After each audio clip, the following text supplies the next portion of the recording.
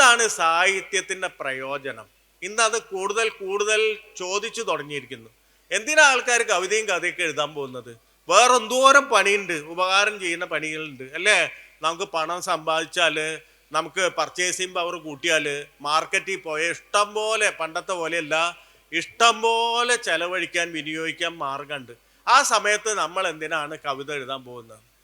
അപ്പം അതിനുള്ള ഉത്തരം ഒരു സിസേക്ക് എന്ന് പറയുന്ന വലിയ ചിന്തകൻ ഒരു കഥയുടെ രൂപത്തിൽ പറയുന്നുണ്ട്. സിസേക്കിന്റെ കഥ പറയുന്നത് സൈബീരിയയെ കുറിച്ച് പറഞ്ഞിട്ടാണ്. സൈബീരിയ ഇവിടെ വായിക്കുന്നവർക്കൊക്കെ അറിയാം. സൈബീരിയ റഷ്യയുടെ വടക്കൻ പ്രദേശമാണ്. ഒരു കാലത്ത് റഷ്യയിലെ ജയിലുകളൊക്കെ അവിടെയായിരുന്നു, വലിയ ജയിലുകളൊക്കെ അവിടെയാണ്. അതുകൊണ്ട് സൈബീരിയ തണുത്ത സ്ഥലമായതുകൊണ്ട്, ധ്രുവപ്രദേശം ആയതുകൊണ്ട് മനുഷ്യരാരും അവിടെ താമസിക്കില്ല. വളരെ കുറച്ച് ആൾക്കാരെ അവിടെ നിവാസികളായിട്ടുള്ളൂ. അവിടെ അധികം ഉള്ളത് ഈ ജയിലർമാരും തടവ് പുള്ളികളുമാണ്. ഈ തടവിന് ശിക്ഷിച്ച ആൾക്കാർ അവിടെ ഉണ്ട്, അവരെ നോക്കാനുള്ള ജയിലർമാരും ഉണ്ട്. അതുകൊണ്ട് അവിടെ എന്ത് മനുഷ്യാവകാശ ധ്വംസനം നടന്നാലും പുറം ലോകം അറിയാറില്ല. കാരണം അവിടെ ആരും അറിയാറില്ല. ഡോസ്റ്റോസ്കിനെയൊക്കെ കൊല്ലാൻ കൊണ്ടുപോയിട്ടുള്ള സ്ഥലമാണ്. അവിടെ നിന്ന് തോക്കിന്ന് രക്ഷപ്പെട്ടു വന്നിട്ടാണ് ഡോസ്റ്റോസ്കി എന്നറിയുന്ന കുറ്റവും ശിക്ഷയും കാരമസോവ് ബ്രദേഴ്സൊക്കെ എഴുതുന്നത് ഓർക്കണം. അങ്ങനത്തെ ഒരു സ്ഥലമാണ്. അപ്പോൾ മോസ്കോയിൽ എന്ന് പറഞ്ഞാൽ റഷ്യയുടെ തലസ്ഥാനമായ മോസ്കോയിൽ അന്ന് 2 സുഹൃത്തുക്കൾ ഉണ്ടായിരുന്നു. ഈ 2 സുഹൃത്തുക്കൾ എന്ന് പറഞ്ഞാൽ അത്ര ആത്മാർത്ഥമായ സുഹൃത്തുക്കളാണ്. അവർ ദിവസവും കാണും, സംസാരിക്കും, പല കാര്യങ്ങളും ചർച്ച ചെയ്യും. കവിതയെ പറ്റിയും നോവലിനെ പറ്റിയും സിനിമയെ പറ്റിയും എല്ലാ കാര്യങ്ങളും, ആകാശത്തിന് കീഴിലുള്ള എല്ലാ കാര്യങ്ങളെ പറ്റി സംസാരിക്കും. അത്തരം 2 സുഹൃത്തുക്കളാണ്. അതിലൊരാൾക്ക് പൊടുന്നനെ സൈബീരിയ ജോലി കിട്ടുകയാണ്, ജയിലറായിട്ട് പോവാണ്. അപ്പോൾ ഈ ആൾക്ക് പോവാൻ വലിയ മടിയുണ്ട്. കാരണം ജയിലറായിട്ടാണ് പോകുന്നത്. ഈ നേരത്തെ പറഞ്ഞ പോലെ കവിതയും കഥയൊക്കെ വായിക്കുന്ന മനുഷ്യരാണ്. സ്വാതന്ത്ര്യത്തിനെ പറ്റി, ആ പരികൽപ്പനയെ പറ്റി വലിയ ബോധമുള്ള മനുഷ്യരാണ്. അതുകൊണ്ട് ജയിലർ എന്ന് പറയുന്ന ഈ മനുഷ്യാവകാശം അടിച്ചമർത്തുന്ന ഒരു പണിക്ക് പോകേണ്ടി വരുമ്പോൾ ഉണ്ടായ എല്ലാ വ്യഥയും അയാളുടെ ഉള്ളിലുണ്ട്. പക്ഷെ പോവാതിരിക്കാൻ വയ്യ. വീട്ടിലെ സ്ഥിതിവിശേഷം അതാണ്, ശമ്പളം കിട്ടണം, അല്ലെങ്കിൽ വീട് നശിച്ചു പോകും. അതുകൊണ്ട് അയാൾ പോവാണ്. അയാൾ പോവാൻ പോകുമ്പോൾ ഈ സുഹൃത്തിനോട് പറയും, എനിക്ക് ആകെ ആശ്വാസം നീയാണ്, നീ ഉള്ളത് കൊണ്ടാണ് ഞാൻ പോകുന്നത്. കാരണം എനിക്ക് അവിടുത്തെ കാര്യങ്ങൾ ദിവസവും നിനക്ക് കത്തെഴുതാം. എൻ്റെ മനസ്സിലുണ്ടാവുന്ന ദുഃഖവും സങ്കടവും വിഷമവും ഒക്കെ നിനക്ക് കത്തെഴുതിയിട്ട് തീർക്കാം. അതുകൊണ്ടാണ് ഞാൻ പോകുന്നത്. അപ്പം ഞാൻ നിനക്ക് ദിവസവും കത്തെഴുതും. പക്ഷേ ഇവര് വായിച്ച് പരിചയമൊക്കെ ഉള്ള കാരണം സൈബീരിയയിലെ ഒരവസ്ഥ ഇയാൾക്ക് നന്നായിട്ട് അറിയാം. സൈബീരിയയിൽ നമുക്ക് വെറുതെ കത്തെഴുതാൻ പറ്റൂല. അവിടുത്തെ മനുഷ്യാവകാശ ധ്വംസനങ്ങളൊക്കെ പുറത്തറിയുന്നത് കാരണം വലിയ സെൻസർഷിപ്പ് ആ നാട്ടിലുണ്ട്. എന്ന് പറഞ്ഞാൽ നമ്മളൊരു കത്തെഴുതിയാൽ നമ്മുടെ മേലധികാരിയെ കൊണ്ട് കാണിക്കണം. മേലധികാരി അത് വായിച്ചു നോക്കിയിട്ട് ഈ കത്തിലെ ഈ വരി ശരിയല്ല എന്ന് പറഞ്ഞാൽ അത് വെട്ടിക്കളയും. ഇനി അതിൻ്റെ മുകളിലെ മേലധികാരി അത് വായിച്ചു നോക്കിയിട്ട് ഈ ഖണ്ഡിക തന്നെ ശരിയല്ല എന്ന് പറഞ്ഞാൽ അത് വെട്ടിക്കളയും. അതിനും മുകളിലെ മേലധികാരി ഇത് വായിച്ചു നോക്കിയിട്ട് ഈ കത്ത് തന്നെ ശരിയല്ല എന്ന് പറഞ്ഞാൽ അത് ചീന്തിക്കളയും. ഇനി അതിനും മുകളിൽ ഏറ്റവും മുകളിലിരിക്കുന്ന മേലധികാരി ഈ കത്ത് എഴുതിയോൻ ശരിയല്ല എന്ന് പറഞ്ഞാൽ അവനെയും ജയിലിൽ പിടിച്ചിടും. അങ്ങനെയാണ് അവിടുത്തെ സ്ഥിതി. അതുകൊണ്ട് വെറുതെ കത്തെഴുതാൻ സാധിക്കില്ല. അപ്പോൾ ഇയാൾ പറയും, ഞാനൊരു കാര്യം ചെയ്യാം, നമുക്കൊരു കരാർ ഉണ്ടാക്കി പോവാം. ഞാൻ അവിടെ നിന്ന് കത്തെഴുതുന്നത് നീല മഷിയിലാണെങ്കിൽ അത് മുഴുവൻ സത്യമായിരിക്കും. നീല മഷിയിലാണെങ്കിൽ സത്യമായിരിക്കും എന്ന് പറഞ്ഞാൽ കത്ത് തുറന്നു നോക്കുമ്പോൾ സൈബീരിയ ഒരു നല്ല സ്ഥലമാണെന്ന് നീല മഷിയിൽ എഴുതിയാൽ സൈബീരിയ ഒരു നല്ല സ്ഥലമാണെന്നാണ് അർത്ഥം. പക്ഷേ ഞാൻ ചുവന്ന മഷിയിലാണ് എഴുതുന്നതെങ്കിൽ നീ അതിൻ്റെ എതിര് വായിക്കണം.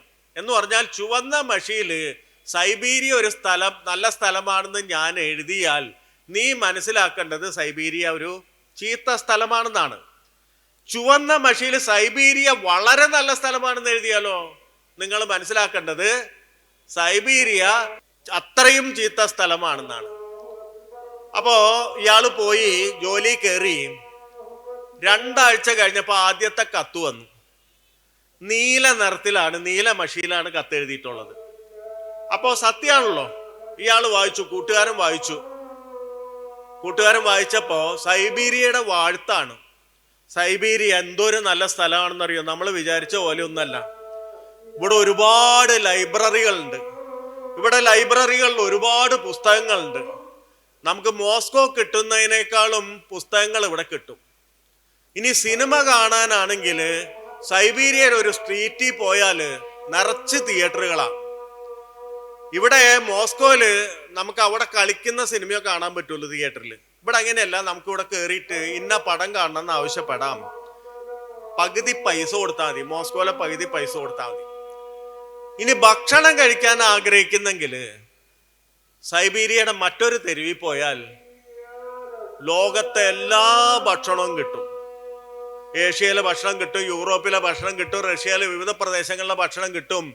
മോസ്കോയിൽ കൊടുക്കുന്നതിന്റെ 1/4 ഭാഗം പൈസ കൊടുത്താൽ മതി. ഇപ്പൊ സൈബീരിയയെ പറ്റിയുള്ള വാഴ്ത്തുപാട്ടാണ്, നീലമഷിയിലാണ്, സത്യമാണെന്നുള്ള അർത്ഥത്തിലാണ്. അപ്പോ കൂട്ടുകാരന് വലിയ വിഷമായി. കൂട്ടുകാരൻ വിചാരിച്ചു, ഇങ്ങനെയാണല്ലോ മനുഷ്യര്, ഇന്നത്തെ നമ്മുടെ ഭാഷ പറയുകയാണെങ്കിൽ ഫാസിസ്റ്റുകളാവുക. നമ്മൾ എതിർത്ത് ഒരു പ്രത്യേക സന്ദർഭം എത്തുമ്പോ ഇതിനെ പുകഴ്ത്താൻ തുടങ്ങുന്ന ഈ കൂട്ടുകാരൻ അതിന്റെ സിസ്റ്റത്തിന്റെ ഉള്ളിൽ പോയപ്പോ അതിനെ പുകഴ്ത്താൻ തുടങ്ങുന്നു. ഇങ്ങനെയാണല്ലോ മനുഷ്യരെ കെട്ടുപോയൊക്കെ കണ്ണീന്നൊക്കെ വെള്ളം വന്നു. കാരണം അത്ര നല്ല കൂട്ടുകാരനായിരുന്നു, അത്ര നല്ല പുതിയ ആശയങ്ങള് ദിവസവും സംസാരിച്ചിരുന്ന മനുഷ്യനാണിപ്പോ സൈബീരിയ ഇങ്ങനെ വർണ്ണിച്ച് എഴുതിയിരിക്കുന്നത്. സൈബീരിയാണ് ലോകത്തിന്റെ സാംസ്കാരിക തലസ്ഥാനം എന്ന് തോന്നിക്കുന്ന തരത്തില് എഴുതിയിരിക്കുന്നത്. ഇയാൾക്ക് ആകെ സങ്കടമായി. കാരണം അയാളുടെ സ്വപ്നം കൂടിയാണ് നശിച്ചു പോകുന്നത്. ഇങ്ങനെ ഒരു സിസ്റ്റത്തിന്റെ ഉള്ളിൽ പിടിച്ചാല് അതിന്റെ ബെനാലിറ്റി ഓഫ് ഈവിൾ എന്നൊക്കെ പറഞ്ഞ പോലെ ഇത് സാധാരണീകരണം, ഫാസിസം ഒക്കെ സാധാരണീകരിക്കും. കാരണം അവിടെ ചെന്ന് നമ്മളെല്ലാവരും പറയാൻ തുടങ്ങിയാല് ഇതൊരു സാധാരണ സംഭവം, എല്ലായിടത്തും നടക്കുന്ന നിയമപരമായ അങ്ങനെ സങ്കടപ്പെട്ട് വായിച്ചിട്ട് ഇയാള് അവിടെ നിർത്തിയിട്ട് വീണ്ടും വായന തുടങ്ങാണ്.